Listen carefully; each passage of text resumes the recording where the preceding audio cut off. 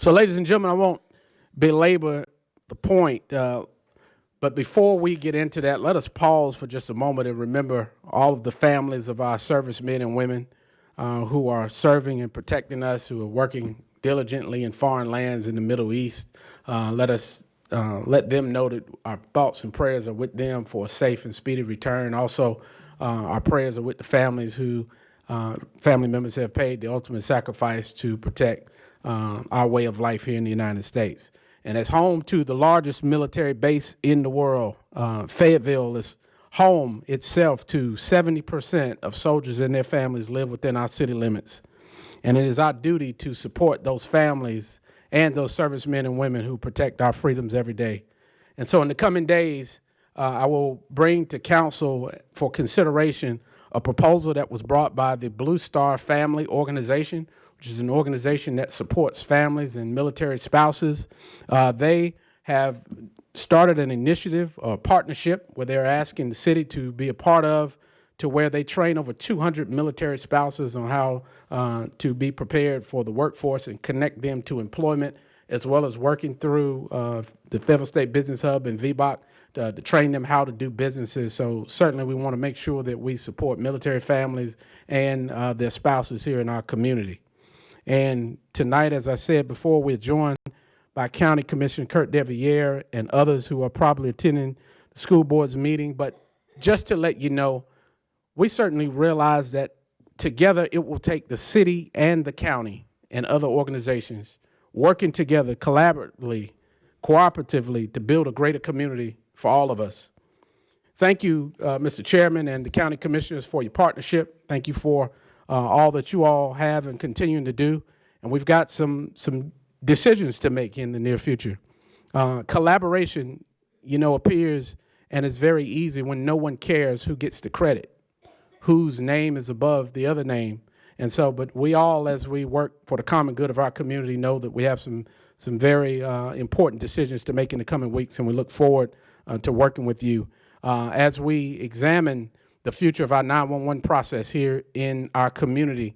There's an opportunity for the city and the county to do that process together, to make it more seamless, to make it more efficient. And so the city council and the county commission will work to move this item along that has been a lingering item for many, many commissioners and many councilmen prior to us. Also, in addition to that, we have our Parks and Recreation Agreement, where the city and the county have collaborated since 2006 to bring a unified Parks and Recreation service to our community to make it more efficient. And so those type of agreements and decisions, among others, will be considered in the coming days. And as we get into how we look forward, we understand the importance of delivering water and clean water and infrastructure throughout the county. Even if it doesn't impact us within our city limits, we know that a clean and prosperous Cumberland County works for all of us. So we look forward to PWC, the city's utility, and the county commissioners working to deliver those needed infrastructures in and around our community tonight. Ladies and gentlemen, I am proud to say tonight that the state of our city is strong. Recently, the city of Fayetteville received an annual financial audit report, which confirms that we are in strong financial position. And in spite of turbulent times in both the federal and the state with funding, the city of Fayetteville earned the second highest credit rating by both Moody and Standard & Poor's. Because of this strong rating, the voter-approved $97 million bond that the taxpayers approved a few years ago for housing and for infrastructure and for public safety will be issued at some of the lowest rates possible because of that strong financial footing. And that saves the taxpayers money. Our reserves continue to grow, our fund balance. Last year at the adoption of the budget was nearly twice the amount of the state's minimum of 8%. And it shows that we are financially strong while we continue to deliver service and invest in the goals and the visions of this community. And last year, City Council approved the lowest tax rate in 30 years, making Fayetteville one of the most competitive markets in the state for urban areas for investment. And so as we continue to look forward about how we continue to drive forward, but yet do it in a fiscally responsible way, this is only given by a strong economic condition or environment. And over the last several years, we've worked closely with the Fayetteville Cumberland County Economic Development Corporation and Robert Van Gens, which is a city and county funded partnership that we have recruited and welcomed a number of businesses and companies who call Fayetteville home, and they have put our people to work. So our tax base, which drives the revenue for this city and for this organization that works so hard for you, has grown substantially, and we'll continue to see that happen. But we realized early on that, again, as I said earlier, that our success depends on good partnerships and collaboration with others.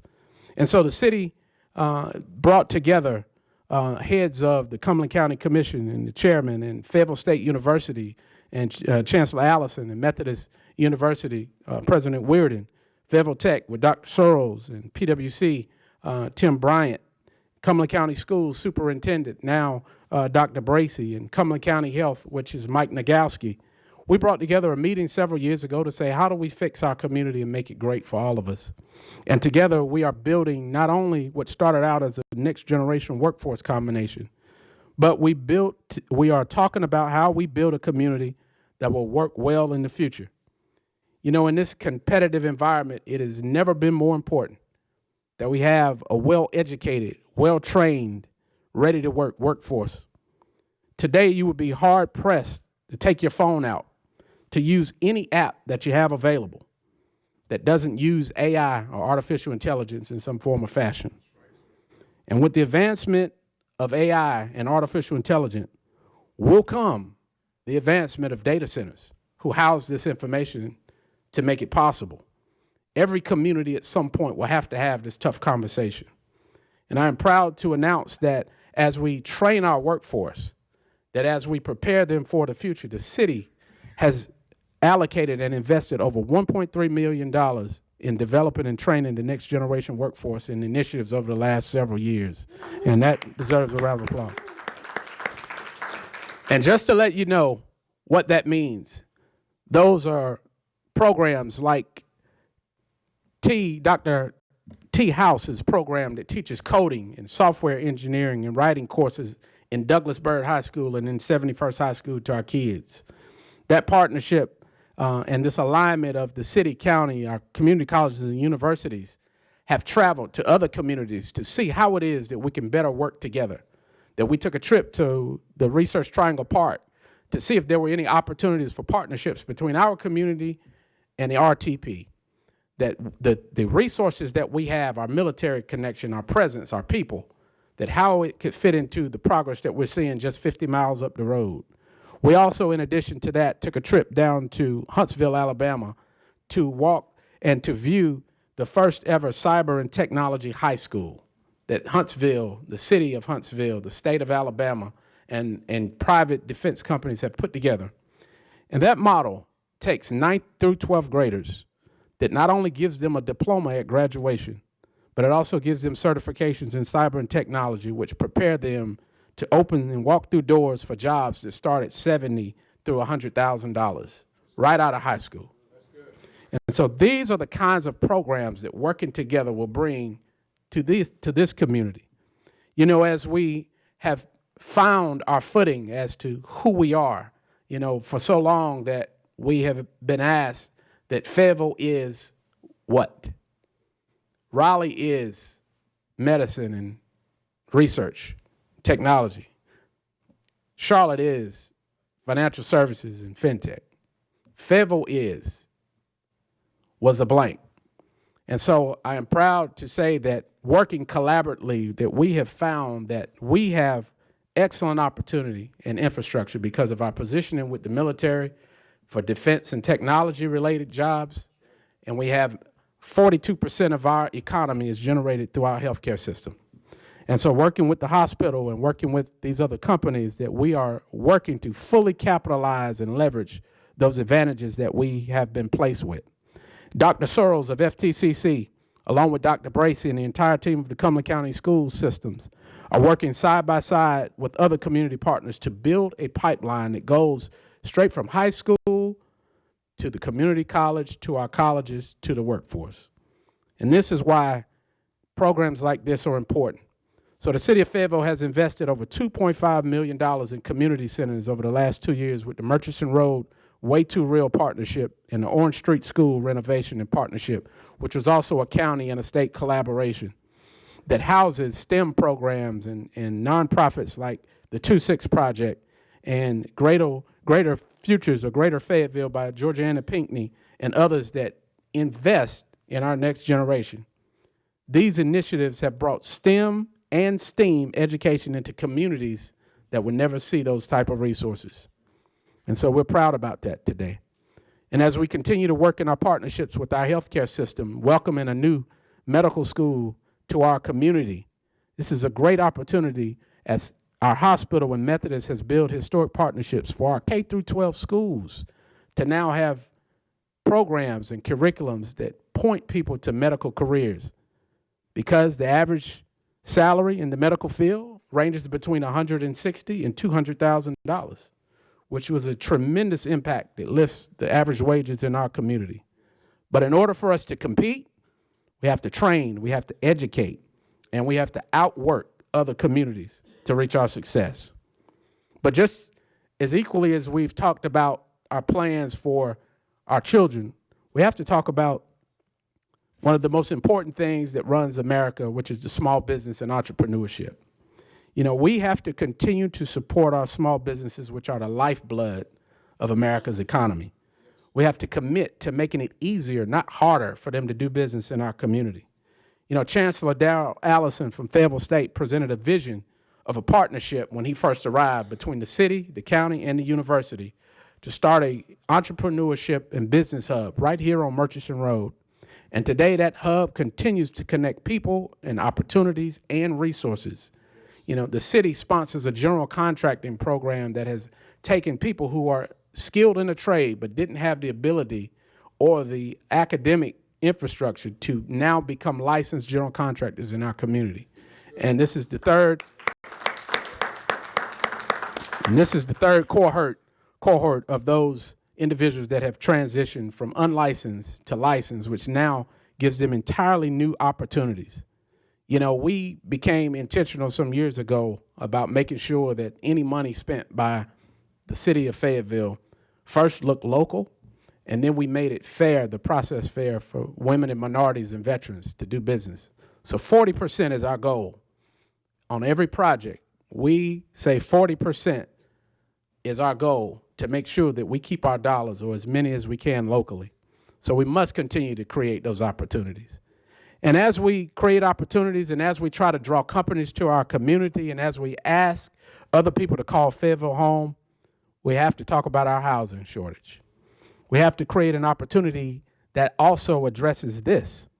And again, we must make it easier and faster for permits to be issued, for houses to start construction, for keys to be handed to families, to get shovels in the ground. These delays are causing prices to go up because it's causing for less supply on our market. It's causing not only people who are purchasing home, but renters to pay higher rent prices in our community because there's not enough inventory. So I'm proud to announce the city council has set up a committee, Business and Economics, chaired by Councilmember Hondros, who will work with our staff in a part of a city council directed review of our process to make sure that the process is fair and it's fast and it's not encumbersome so that we can create more homeowners in our community. In addition to that, one of the most proudest programs that we have, a couple of years ago, the city council took a program that was underutilized for home ownership, and we made some adjustments to it, called the Home Buyers Hero Program. It has helped to create 50 new homeowners in 2 years and it has distributed over $1 million in down payment assistance to help people who work for the city and the county, our teachers, our school system employees, FTCC, Fayetteville Tech, Methodist. If you are a local government employee, you qualify for this. If you are a citizen and you choose to buy a home in the city of Fayetteville, there is down payment assistance if you meet the criteria. So this kind of innovative thinking is what it will take, which also allowed Fayetteville to be one of 10 cities selected across the nation as a finalist in our Neighborhood Choice program on last year.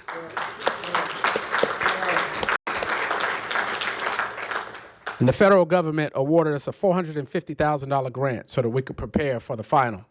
And we missed it by just that much. But this year, I'm glad to say that we're back at it again. We are a resilient, can-do community that won't quit. And so we have reapplied, and we look forward to bringing that $26 million back to our community to invest in new homes, new businesses, and other investment along Murchison Road corridor in and around that area. You know, this transformational opportunity will not only bring money and dollars and homes and apartments, but it will bring new students and families into the E. Smith and the Terry Sanford school districts that have not had that in a while. You know, I went as a fellow alum of E. Smith. It used to be a 4A school, which is based on the number of students. And now it's a 3A school. And so as the county looks to make their investment of building a brand new state-of-the-art high school, we want to make sure that the families are there that will call that school their home district school. And so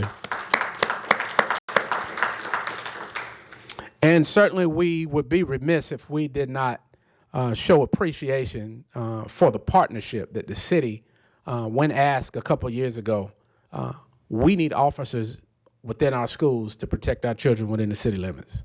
And the city stepped up. So I thank the city council for doing that and sending our officers to watch over the kids, our children within our school limits, within our borders. And that partnership is going well, and we're looking to renew it for another few years. So I thank our men and women of the Fayetteville Police Department and Chief Bryant.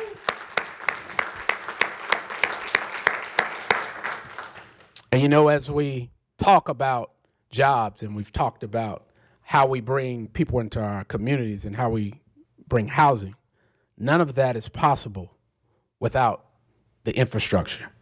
You know, that is a word that is used, but we really have to understand the significance and the importance of it. You know, this city is proud of the renewed spirit of collaboration that I've talked about tonight, of working with the county, of working with Public Works, of working with our other partners.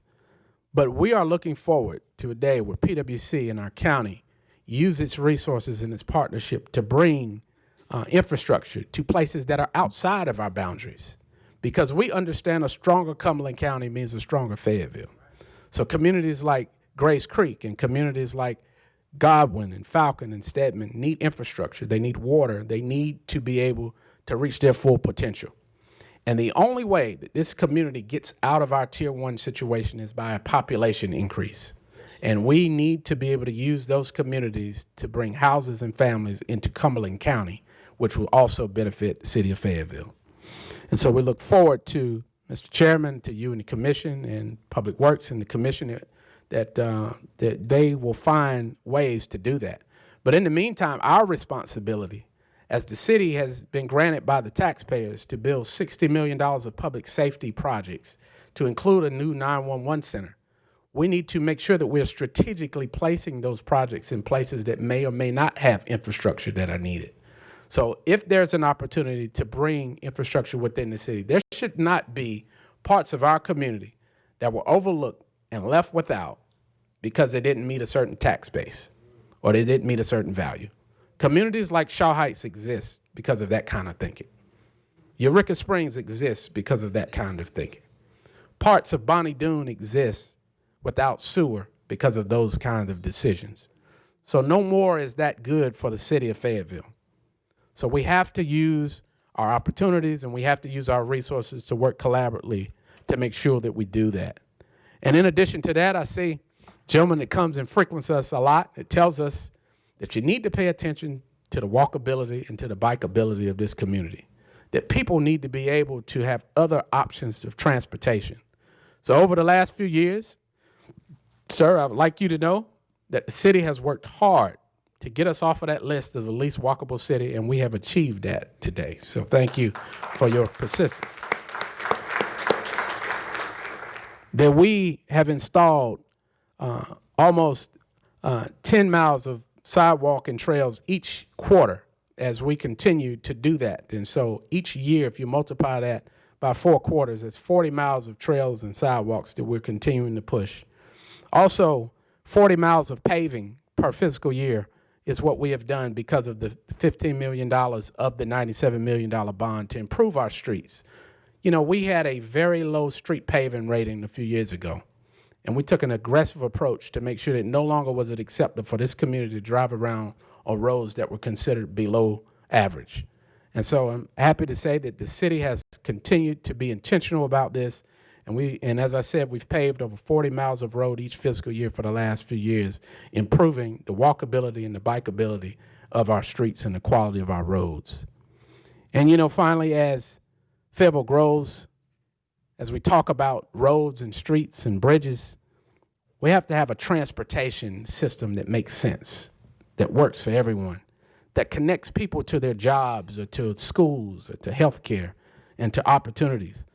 So I am asking council that as this year goes, that we develop a regional transportation strategy.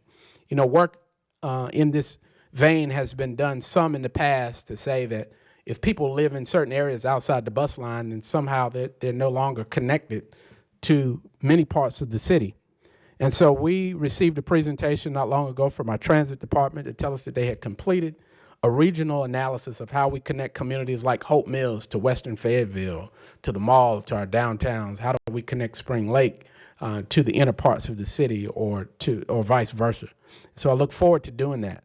But in addition to transit, we have to look broader. We have to look at how our highways connect. Do we have the right connections to I-685 that is coming through that will connect this region to the Triad region? You know, I talked to some of the leadership in the Guilford County area, and they are preparing. They created more jobs in North Carolina's history in the last 2 years. Nearly 20,000 new jobs are coming to that Triad area. And so instead of looking at it in envy, you look at it as opportunity. I-685 will and can connect the Triad to Cumberland County. Now, it is up to us and it is incumbent upon us to make sure that we are prepared to take advantage of that relationship, that as companies come, they are 90,000 houses short. 90,000 people can't live in the area that these jobs are going. And so if there is a fast connection to other communities, there are opportunities to be connected from this community to that community. And that is how we have to look at everything. And in addition to that, we have to look at our airport. You know, we've talked about that for years, but this is a priority to make sure that the airport is connected to our transit system, which is connected to our rail system, that people can move around within our community with ease. You know, forward-thinking communities like Charlotte did a regional plan that yielded $19 billion for them to invest in their transit system for not only Mecklenburg County, but the surrounding areas in and around it. And so we have to start to think and to plan ahead to make sure that we are prepared for the opportunities that will come our way. And so we have a committee that is set up whose specific purpose is to come back with a plan that turns that from talk to action. And so we look forward to that, and I happen to have the privilege to chair that committee, and I look forward to being able to report back to you our progress. You know, the one thing that this study revealed to us that 1.2 million trips a day take place within Cumberland County that are non-work related, casual, people moving from one place to the other, 1.2 million per day. And 388,000 a day do it for work purposes.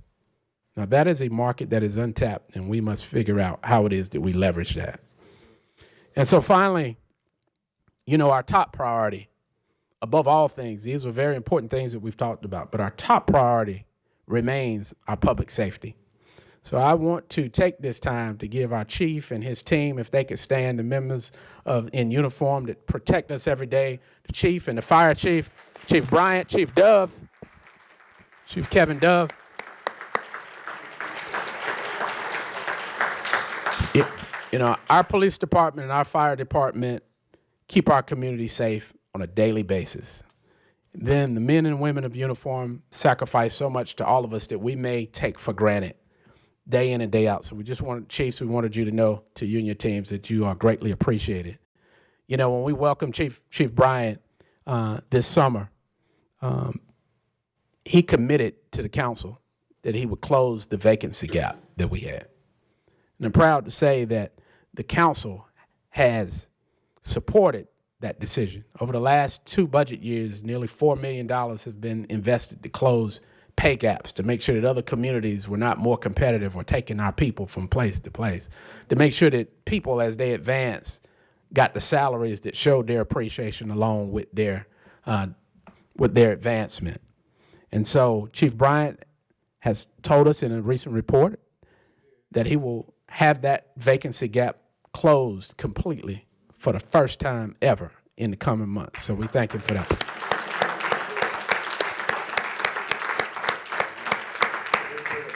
And Chief Dubman and his team have one of the highest ratings as a fire department available in the country. So we thank you, Chief, for the job that you and your team are doing.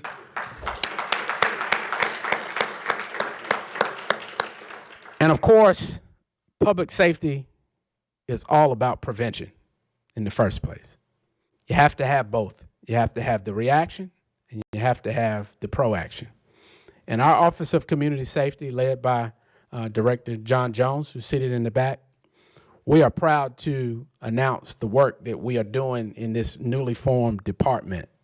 Over 200 or nearly 200 nonprofits and organizations, community watchers and other groups have been awarded almost $500,000 in grants for programs that are focused on youth violence and mitigating it and youth mentorship. This is putting money on the streets in the hands of the people who are in the trenches. And that is important. Those partnerships, those grassroots relationships are yielding great benefit to our youth, that no longer do you need to be a structured organization that has all the resources that get most of the allocations, but $2,000 and $3,000 and $4,000 and $5,000 grants mean a lot to neighborhood watches and to community programs who feed kids after school or who teach mentoring and do a lot of great work in our community. And so I'm proud that the City Council has been committed to keeping boots on the ground and to keep investments in our youth. In addition to that, Mr. Jones has brought a number of alternative programs into our communities. You know, an idle mind is a devil's workshop is what my grandmother used to say. It's very wise words from her, along with many of the other things she said. But we need to take that to heart, that if kids don't have a good option, then sometimes they choose a bad option. And putting programs in place like that and seeing the work that is done through our Office of Community Safety will yield benefits in our community. And I'm confident about it. So I thank you for that. And ladies and gentlemen, you know, when you look around our great city, from our historic neighborhoods to our growing businesses, from Fort Bragg to our schools, one thing is clear. The state of our city is strong. Our city is great. But even more importantly, the future of our city is bright. This city is built on service, it's built on sacrifice, it's built on resilience. Fayetteville always has been a can-do city. Years from now, people will look back at the moment. They won't just talk about buildings that we built or programs or investments like we did tonight. They will talk about a community that chose to win and to believe in itself. A community that chose unity over division, that chose to hope rather than to doubt, that chose to have vision rather than fear. Because of that, they will say that this moment, Fayetteville stepped into its promise. It found its footing when a can-do city decided that its future would be greater than its past. So tonight, let us continue this good work that we have started together. Let us continue that vision. Let us continue building a city that the next generation will be proud to call home. Because the truth is, Fayetteville's greatest chapter is being written at this moment. Yes, sir. So thank you. May God continue to bless our great city.